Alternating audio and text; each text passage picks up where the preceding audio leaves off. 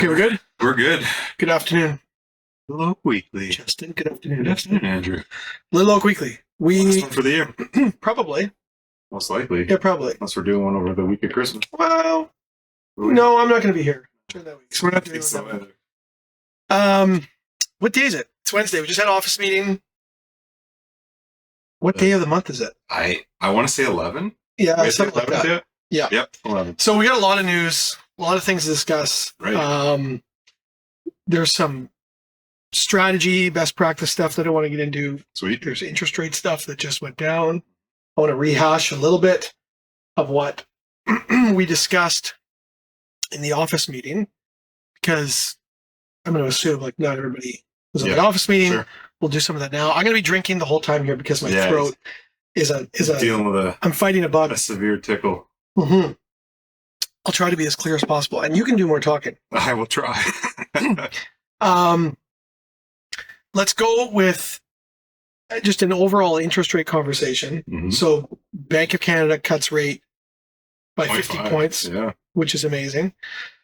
So I've dialogued now. I'm trying to find like what is, I don't want to say truth, because I don't want to say what we're hearing isn't truth, but there is definitely multiple narratives in the atmosphere from different brokers, lenders, as to what they think is going to happen, what this means. Mm-hmm. And to this point, what we still have not seen is a dropping of fixed rates, which is the bond. So we're still. Is it actually waiting, or is the idea that they're waiting? Do you think? This is the thing where I feel like the truth is maybe different than the narrative we're given sometimes. Okay. And so, insert disclaimer here. The general talking point that we hear is that, well, fixed rates are connected to the bond yield. The bond yield has been high, so fixed rates haven't come down. Right. Fair. There's an element of, like, I'm not saying that that is inaccurate, but there is more than one thing that drives banks' decisions on fixed rates. Okay. We're now getting to a place where we've not been in quite some time, where today, well, let's say tomorrow, after these 0.5 adjustments take place on variable rates, a buyer is now going to be getting a variable rate that is comparable or maybe even better than the fixed rates available. Yep. We've been in a season for a long time where variable rates have not been as good. So it has been more attractive to get fixed rates. Yep. Not to mention the qualification on the fixed rate has been easier for obvious reasons too. You know, it's like, well, it's lower, you apply the stress test, so more people gravitate towards the fixed rates. We could potentially see a shift here where people move off of fixed rates because there's less incentive for them to go there. Mm-hmm. Sorry, I'm going to... I promise not to do this very much. Teach you how to use the mute button. Yeah, sorry. Where is the mute button? Which one is it? See those little red ones? Yeah. Would I be number 3? No, I'm number 1. I'm going to mute when I cough next. We'll test it. You have to mute 1 and 3, though. Really sorry. Oh, because I came in on yours. Whatever. It is what it is. Yeah. We're now going to be in an environment where people are more incentivized to go into a variable rate for what the reasons we just said. Mm-hmm. There's not going to be this disparity unless you see one of two things. So you could see variable rates still better if the banks increased their discounting on variable rates. So what that means is, like, you know, if you go in for a variable rate, you'll oftentimes hear people say, well, I got prime minus 0.6 or prime minus 0.7.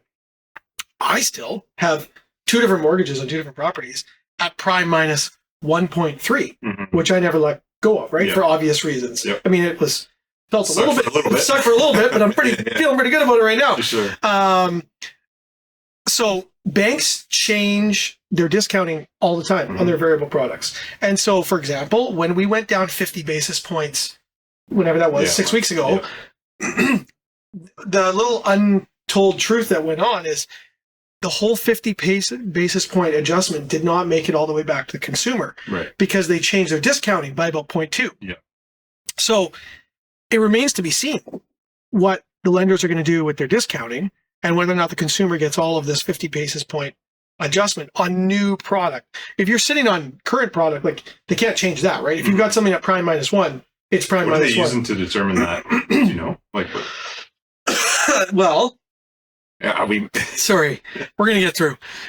What they're using is they're always looking at their books. And I mean, I'm not a banker, so whatever. Someone could shoot holes in this explanation, but I know enough to know that they're looking at their portfolio, always wanting to keep their portfolio appropriately balanced for what they want to see. Meaning, if all of the money goes into variable, then what they're going to do is they're going to incentivize people with fixed product to get some of them out of, and vice versa, right? The reason this is relevant is that for a long while now, a lot of the money was going fixed. Yeah. That could shift. And if you looked historically over like a 10, 15-year stretch, that's actually uncommon. It's actually more common to see the variable rates slightly lower than what fixed rates are available. So we're now going into that. So the reason I mention this is because I think we're going to see more consumers go into variable products. Yeah. And as more consumers go into variable products, I think bond yield aside, you think we're going to see discounting in the fixed rates in some period of time. I'm not saying tomorrow, but if more consumers jump into variable products, which I have no doubt they're going to now, especially there's these adjusted variable products where, you know, you jump in today. Like I have a client who we did a deal like 2 months ago. In the span of the last 2 months, like they took a variable product. And the reason they took a variable product is because they wanted to be able to take advantage of the assumption that rates are going down. Their effective rate is now down a point today, right? And so if there's further belief that over the course of the next 12 months, there's going to be more decreases, which I don't think I'm being crazy when I say there is. Most people believe there is going to be. You might see more consumers going there because not only is the qualification rate the same now as some of our fixed rates, you also stand to gain in the event that rates go down. So I'm saying that I think we're going to see fixed rates come down as well. Regardless of the Bank of Canada bond rates. And I also, this is whatever, I think that the bond reaction that we had like a few weeks ago where bonds, I mean, this was a reaction to the election. Everyone likes to run their mouths about Trump tariffs. Oh my goodness, what if? Bond market reacted, rates bumped up. Well, what's happened since? Bonds have actually dropped again since. The economy sucks. The GDP numbers are not good. And in the face of that, I think we could also see bond yields drop. And our dollar could drop too, right? And so I'm saying that I think we're going to see fixed rates come down at some point in time here, like in the first quarter of 2025. We don't have another announcement. Like end of January, there's another Bank of Canada rate announcement. So that's interesting. I don't know. I'm not trying to draw a conclusion. I'm just saying this is how I'm listening to all this stuff, trying to make sense of it, trying to find the best path for our buyers and sellers. And the underlying thing, which I think is proven by today's rate announcement, is that we are in a recession. Like nobody wants to come out and say it. They all want to like tiptoe around this and that. Bottom line is job numbers suck. Unemployment's high. I looked that up today after we talked about it, was the unemployment. Because I was curious. I remember Brandon talking about it and I was curious, like, okay, what was the jump in? Do you remember when we sat here in a couple episodes ago where I said, really what the government wants to do is have more people unemployed in order like that? Well, he had talked about like whether we would do the 25 or the 50-point drop this time. And he was saying that if we saw the 50-point drop, it probably meant that it was because the unemployment had gone up even more than they had anticipated. That was Brendan Ogmanson. Yes. And so I was curious. I was curious what it was today, and it had jumped 0.3% this month. up to like, I think we're at 6.8% right now. Yeah, I saw something that said 6.8, but then I heard somebody say almost 8%. So I don't know where that. I know that he talked about 8% being like, I don't want to say the goal, but like that's the norm. That's where there's like a balance. There's balance in the job market, and basically employers aren't at the mercy of employees saying, pay me this or I'll go work there kind of thing. It's no different than a balanced real estate market, right? We've been in a, well, I guess it depends on who you call a buyer or seller, but we've been in this very imbalanced market with almost no unemployment. And that's what puts upward pressure on wages, and then wages is part of the circle of inflation. Yep. Yeah, it'll be interesting to see. I mean, 50-point drop is probably good for a lot of buyers right now. Yeah, but again, it doesn't. It impacts a percent. Right now we're only talking about the impact on the variable rate market, and to this, up until very recently, most people weren't even taking on variable product. They were getting fixed rate product, and so that's there's going to be a shift now in the fixed rate world. Well, or people jumping to the variable when they're deciding to buy, that they're going to be looking more at the variable side than the fixed. I mean, it does depend so much on the, who the buyer is, what they can qualify for. Every bank has different programs, and a buyer might qualify for this program but not that program. But here's the thing, like I said to you over the last few months, I think the traction point where we would see a reasonable shift in the market is to have sub 4% money. Yeah. We creeped closer to that today. We haven't really moved at all in the fixed world for a while. We've been basically hanging around 4.5 or 4.6 for quite some time. Yeah. I think that's going to start to move. But in the variable world, now you can now you're going to be able to get a variable mortgage for about the same amount. Yeah. About 4.5. When and give or take a point or two, depending on the lender, the program, whatever. But for a long time, we had variable money was well above 5%. Yeah. And it was 5.5 and even close to 6. And then, things started coming down. So we're closer to sub 4 money. And I think I got no data to back this up. My gut says that if we get sub 4 money, then that would create a shift in the marketplace. Cool. So see what the spring brings. Yeah, see what the spring brings. I'm excited for 2025. I think, not just us, like all of the players in the industry, they've all put their projections out, and there's variations in what people think is going to happen to prices. So, there's some people that are predicting increases as high as 10, 12% in 2025. And then there's others that are, talking like more moderate 5, 6% increases. That's prices. Volume of transactions. Basically, everybody is suggesting that we're going to be somewhere between 10 and 20% increase in volume of transactions, which is not massive. That's not big, right? But that's better than nothing. Yeah. And if it was more closer to that 20% level, that would feel like a substantial change from 2024. So cool. Yeah. What else? Did you have anything you want to add? I did, but I don't remember. I don't know. We got big things coming. I am excited for 25 as well. I just need a break for my voice, so I wanted to talk about it. We have big things coming up at 25, so I'm excited for it. Just at a brokerage level, I'm excited. This is just me being a nerd, but we've got a whole new phone system coming in. We've got Sphere getting a big upgrade through the first quarter of 25. Like, there are some really good things coming this year. So. Can you give any teasers on what's coming in Sphere, or do you not see the full scope yet? I have. So Sphere is getting functionally, and the way it looks is getting a big overhaul. So the app? I don't know about the app. I actually don't know on the app side, but I do know on the desktop side, the browser side. They are making the dashboard going to be much more the home. So you can do more from the dashboard. That's where you spend your time. The way you interact with your clients is going to be changing. How you do Sphere, I got to redo all my videos, which is awesome. The training videos that you made. Yeah, Right.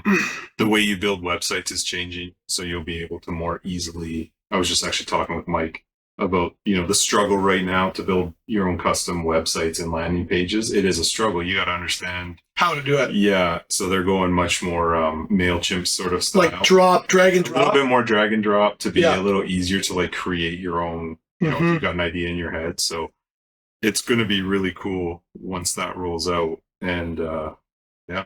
Is that Q1 2025? I think they're aiming for. I think that's what they said too. Yeah. So it is going to be really good once it does. I think I'm getting hands on in the next few weeks, so it'll be fun. You were talking about the percent. We have a fairly high percentage of our agents that are utilizing. We do. The Sphere. Sphere and website, or just Sphere?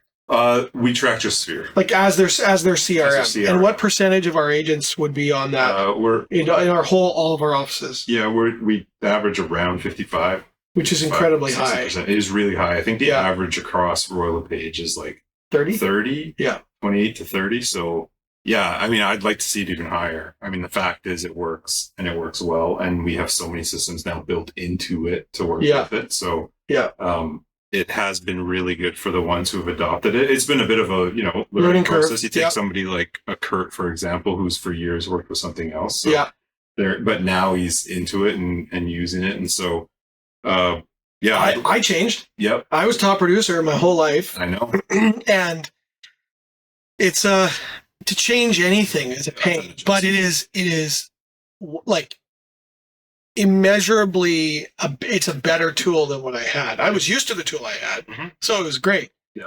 But now I'm starting to see how it functions and how much better that is. It's just improved technology. Yeah, there were things that Christy had seen, or I talked to her about what it could do, and then she was struggling to be able to replicate or also do that. I mean, there is there's give and take. There's some things. The fact is, one place that Sphere struggles is the financial side. It's not a financial tool. It's not a tracking tool for deals.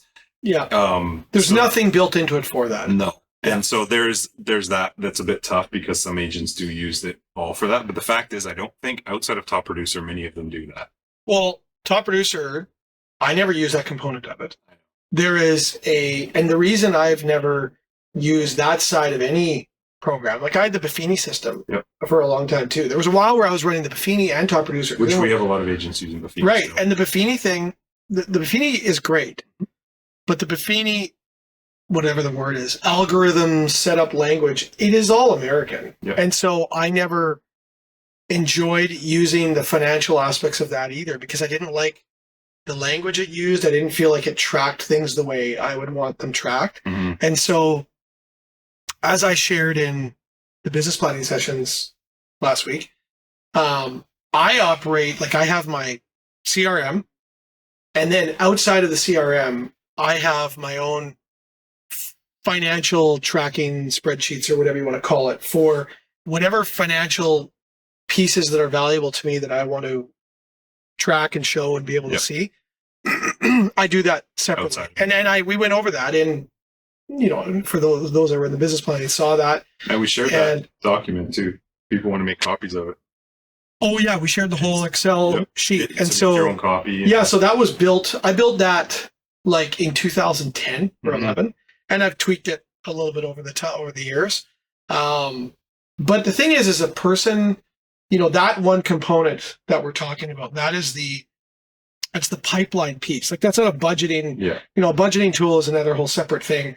But the pipeline piece, being able to put a financial number to the revenue that you have coming in your pipe based on the people that you're working with, I've never seen that in any CRM ever. Yep. In fact, I remember trying to get that back in the old days when Remax was launching Booge, however long ago that was. I remember going to something like 2017, 2018 and having a conversation with the Canadian reps of the development that, when they were working on it. I said, guys, get this aspect in. This would be highly valuable. Yeah. And when I showed it to them, they said, oh yeah, that's amazing. We've never heard of any, we've never seen that before. And of course, none of it ever got put in. And to this day, I've never seen it in any No, and like one of the struggles too is when you're working with a sphere, which is based on KV Core, which is run by IRE, their focus is primarily on that CRM aspect side of it. And so I personally prefer the fact that that's where their focus is. They're not trying to branch out and bring all these other things in, because then things start to fall by the side. It gets worse. It's funny you say, with Buffini being American, and obviously KV Core is American, but ROP is Canadian. And so they've done a massive job over the 4 years before we were even with them, Canadianizing it all. But like, just even to the point of this week, trying to get it so our agents at Little Oak and North Star could use sold data on their websites within their ROP sphere, that was a chore, because I had to work with our board, who's small, with an American company who doesn't know who the Fraser Valley board is. Like, there was a bit of work that had to go in. But you got it done. We got it done. And so all of our agents, that if they're using a ROP sphere website now, can have, there's a form you got to do that we've sorted out. But yeah, you can get sold data if you want to have the ability for people to, it's an extra way for somebody to sign up on your account, because sold data in Canada requires registration. Yeah. So it's an extra way of getting somebody's information if they're on your website and they want to look at sold data. And consumers do want sold data. Yep. So that's a valuable. So it's really good, and it's specific to our brokerage. So it was really? Are we the only ones that have it? You would have to get some work done to do it with another brokerage. Yeah. Cool. It was a bit of work, but also on the American versus Canadian side, Bold Trail, which is what KV Core has designed as this new, UI experience of what KV Core is going to look like. It's not specific to Royal LePage. This is a KV Core process. But to Royal LePage's credit, and I've said it a lot about how much I appreciate the work that they actually put into it. Bold Trail actually released, like, I think it was about 3 or 4 weeks ago, maybe a little bit more. KV Core released it. Royal LePage has held off on releasing it to Royal LePage until they get it sorted, because they've started to Canadianize it, which I already know of issues with Canadian brokerages having problems with Bold Trail because it was just like thrown out there. So I've lived that out before. Yeah. So it's really, I do appreciate that about them, because they are making sure that it works on the Canadian market. So it's it's going to be good. I think it's going to be really good once it's out. So I think people will like it. Beauty. So hopefully we'll have even higher than 55, get up to 60, 65%. Totally. I've got agents who have been in the business for like 25 plus years now, starting to shift over to actually using a CRM. So, well, it's free, and it's some of the, like, in the world of technology that's available to us, you never want to be using something archaic that's crappy. And the reality is that this product is among the leaders in the marketplace. Like, if you were going to go out and buy your own CRM, this would be one of the 3, 4. For sure. Yeah. And it's like, there's differences, there's whatever, there's Follow-Up Boss and different stuff. KV Core would be one of the most expensive options. 100%. Yeah. And it's free. Yeah. So it makes sense. Mm-hmm. Thanks for giving my voice a break. I appreciate that. To help you out. I thought I did all right, actually. You did very good. You did very good. The other thing. Oh, you know what? Keep going. I'm lubricating. I don't like this, but I am on a Royal LePage training session coming up. You'll see it in your email pretty soon. I got trapped by David at the Royal LePage thing we were at. Like, nationally, you're doing what? Yeah. When is it? We need to all attend. December 16th. What are you doing? It's on the what's the client for life? It's all on the client for life smart campaign that they have. Very cool. So I was just chatting with him at the thing, and we got talking because I have some issues that I want them to address, and we were trying to sort them out. Which again, I love that about them. And he got way too excited and asked me if I would come on their upcoming one on it. And cool. So mark your calendars. He was asking me for headshots. We can watch this guy, and headshots. That's amazing. That's cool. Yeah. December 16th. I think so. I'm 100% going to be on that, and I'm going to be a dick with questions too. I hope I don't ever see anything. I think it's like It's in my calendar. I put it in there hoping he would forget, but he emailed me real quick. Yeah. 10 a.m. or 11 a.m. on the 16th. There you go. 11 a.m. 16th. Free training. Yeah. So that'll be how to utilize the smart campaigns, which you've taught a lot of our people how to do. I'm only in there for talking about why I think the focus. I'm not actually training on how to use it. I think I'm there to talk about, because the fact is it's good.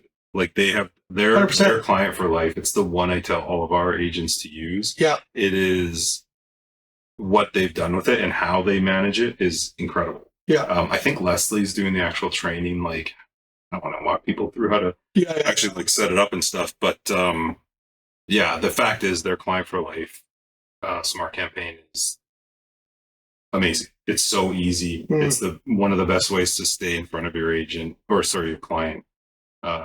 Once a month, I think it's the first Tuesday of each month it goes out, but it's pertinent to that time, the Canadian market. Like and they don't plan it out more than like 2 months ahead. I don't even think it's that far. So that's why I really like it. It's not something that in January they're writing content for October. Yeah. So yeah, there you go. There's more of your break for your throat. Okay. We'll end on this. This is a concept that I've utilized this for years, but we went through this in the business planning sessions, which we probably had, 25, 30 people attend. Total? Yeah, I don't know. Maybe I'm a little low. Yeah. And then I know that we did record. I had so many people reaching out. But is the recording even good or is it garbage? Because it's so hard to record when you're live. It is what it is. I mean, yeah, it's not as good. It's not as good as being there live. It was the session that we did in Abbotsford. You can, to be honest, I didn't actually go through it all to listen to it. I didn't watch it either. You can hear hopefully what you need to hear. I did have to adjust it a bit because like Shinder got into a conversation at one point, so I wanted to make sure people hear him. So I did a little bit. Yeah. Yeah. I mean, the fact is, it is the content. It's in that post on Wants and Haves also has the link for your to download that Sheets file from you. So I did that session twice, once in Surrey, once in Abbey. We recorded the Abbey one. There's a concept, or part of what we did is I mentioned this just a few moments ago. This idea of the pipeline of your business, which is a snapshot of like a true measure of the revenue that you could say in the next 3 to 6 months, here's the money I'm going to earn. Yeah. And we arrive on that data in a very factual, measured way, which I want to just explain briefly here, because there is a relation, I want to, in the next 60 days, while we're not probably selling a ton of houses, because we don't sell much in December, and even in January is a little bit slower, this is the time to be building the pipeline. So the pipeline in concept is this. If you were to throw everybody that you're working with that you could possibly be selling a home to in the next, I know you hate that, in the next 6 months, a mistake that we would make is you would say, if you're working with me and I'm going to buy a home and you look at me and go, if I sell Andrew that home, I'm going to make 15 grand. You would tell yourself in your brain, you'd go, that's $15,000 revenue that I know I've got. Yeah. That's a mistake. And the reason that's a mistake is we know that we just don't transact with everybody at 100% clip. Yeah. And so the pipeline, the way we can make it an accurate measure of future revenue is if we take all of the people we're talking to, future buyers, future sellers, and attach a probability to them. I saw that when you were doing that. So I was in both of the sessions. You weren't paying attention. I saw you over in the corner. I don't think I'm doing your own thing, not paying attention. Just playing games in the corner. How did you determine that probability? Like, how are you determining whether somebody's 30% or 70%? Well, it's the person who's best able to determine is the agent, right? Who they're working with. So right? you actually can. I come up with the numbers. Okay. So I've been doing. Someone taught me to do this. Honestly, I've been doing it since 2010, and I've always done it, and I've never taught and trained on it. Probably because it's a little bit like nerdy, to be honest. Like a lot of people might go like, "That's stupid. Why do you do that?" But I'll get to why I think it's so valuable. So let's say I've got 10 people in my life who are future buyers and sellers right now. Yeah. I'd make the mistake if I just add up all that commission dollars that I would stand to earn. And people do this. I see realtors do this all the time. They go, "Oh, I'm busy. I'm working with all these people. I'm going to make 200 grand in the next few months." And then you get a few months later, it's like, "Well, you didn't make 200 grand. Well, why?" "Well, you didn't transact with all of them." Well, because they weren't all 100% going to transact. But if you tie a probability to each client, a true probability, some clients maybe are 80%, some are 50, some are 60, some are 25. Is that you coming up with that probability though, just because you've been around for so long? Yes. Because it's got to be a bit more. Well, you don't need me to tie probability for everybody. The agent can tie probability. I now, understand of course, that, but you have the history of 20 years in the business to know sort of where somebody's at. I can tell you that the only time somebody has a 90% probability of transacting, if they're a buyer, is if they come to me and they go like, "I need to buy something right now because," and then they point to the need, and it's like, okay, they're buying. Sure. Other than that, buyers range from like 25 to 75. Sure. Because we all know. Do you aim low? Yes. Yes, because I want my financial projection to be incredibly realistic. Yes. So let's just say I had 10 people. And let's say the full value of the 10 equaled $200,000. But I had various probabilities assigned to each person. And then you do the math. So the commission would be 20 grand, but I put a 50% probability to it. So the real number is 10 grand, right? The sum total of the math at the end, that is the value of my pipeline. I can say with confidence that in the next 3 to 6 months, my pipe is 100 grand, right? Which kind of only means I'm counting on transacting with 50% of those people, which we know is a realistic, true measure. Now, is there examples of where we transact with everybody? Sure, obviously. But here's the real value, and then point in the exercise. So you get to your true value based on your probabilities. Then, going into 2025, I can tell you, and others would agree with this, based on market conditions, it takes about 6 months on average to transact with somebody. From the time somebody comes up to you to the time you're transacting, this is not a 1 month or 2 month journey. We've been in those types of markets before, but we're not there right now, and we're probably not going to be there in 2025. So if a person wanted to make $400,000 in a year, I would suggest that it would be a good measuring stick to say that by the time I get to the beginning of the selling season, let's say beginning of February, middle of February, I want to have my pipe at roughly 50% of the value of what I'm trying to attain in that year. Because I know that I can probably turn a pipe twice in a 12-month cycle. And if I have a pipe of business that's a true measure, 50% of my total goal, that's a fantastic start to where I'm going. Now, does it have to be 50? No, it doesn't have to be. But if somebody has a goal of 400 and you get to the early February and your pipeline value is only 70, that's a big uphill climb. Like, I'd like to know, well, what are the strategies in place to get to 400? We got some problems here. So I'm not going to go through the whole session, but we talked about streams of revenue, right? And so the idea here in the next 60 days, as we build into the beginning of the spring market, is obviously establish the streams of revenue that we want to drive revenue from in 2025, right? We've been over that. Not going to go over that again. But now, if we do a analysis of all of our pipelines and say, and of course, pipelines are low today in the middle of December. Like, my pipeline does not look good enough the way I need it to look by the time we get to February.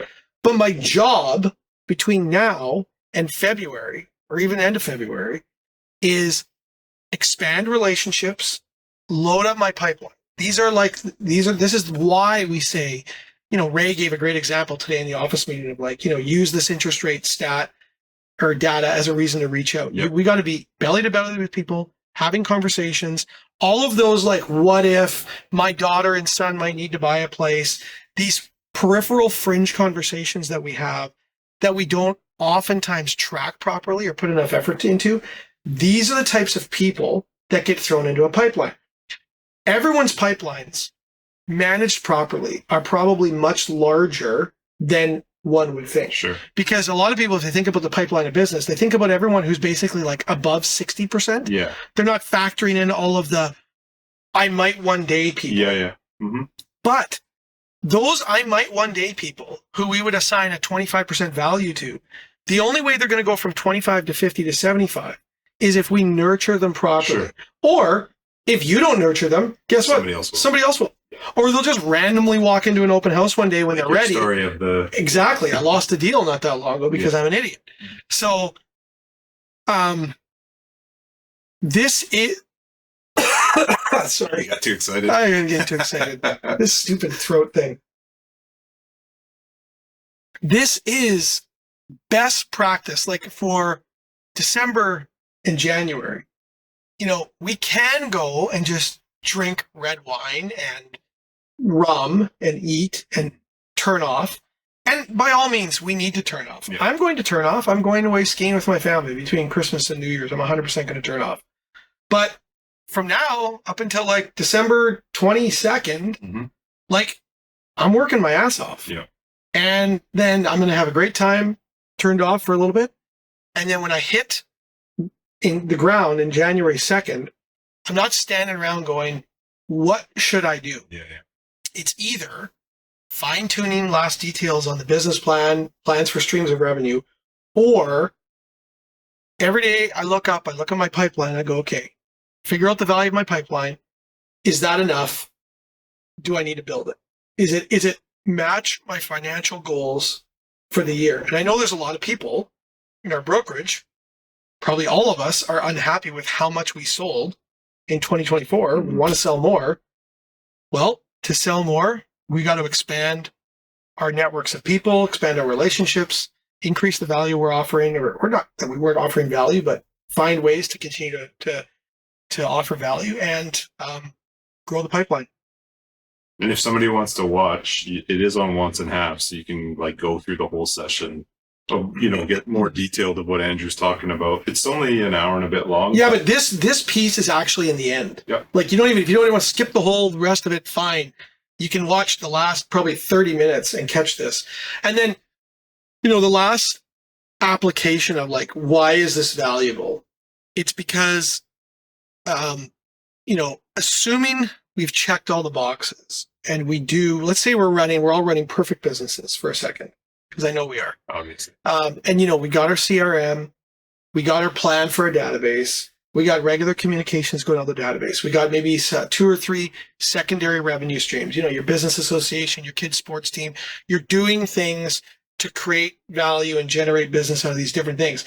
That stuff is all macro.